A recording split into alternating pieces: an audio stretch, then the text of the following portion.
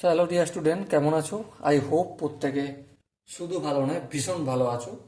পূরক কোণের ত্রিকোণমিতিক অনুপাত এই চ্যাপ্টারে একটা প্রশ্ন দেখা যাচ্ছে, তাই না? প্রশ্নটা কি বলেছে দেখো।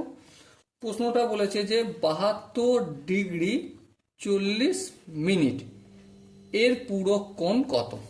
এর পূরক পূরক কোণ বলতে আমরা কি বুঝি সেই কনসেপ্টটা একটু আলোচনা করে নিই, তারপর প্রশ্নের উত্তরটা করব। পূরক কোণের কনসেপ্টটা কি? দুটো কোণের সমষ্টি, ধরো angle a plus angle b equal to যদি 90° হয় তখন একে অপরের পূরক বলে। তাহলে এ কোণ সমান কি? এ কোণ সমান 90° মাইনাস অ্যাঙ্গেল বি।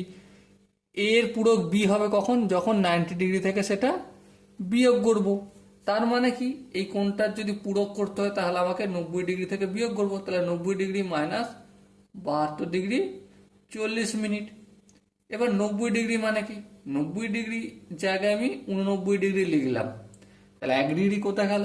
চলো এই 1° লিখে দিলাম। এবার তো কোনো অসুবিধা নেই। হ্যাঁ, এবার কোনো অসুবিধা নেই।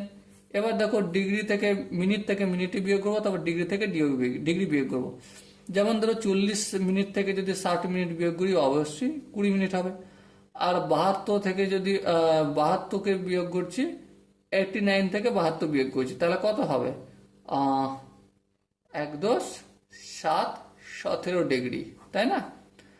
2 × 9 = 7। আচ্ছা, 7 × 8 = 1। সো এটাই হবে 72°60' পূরক কোণ 17°20'।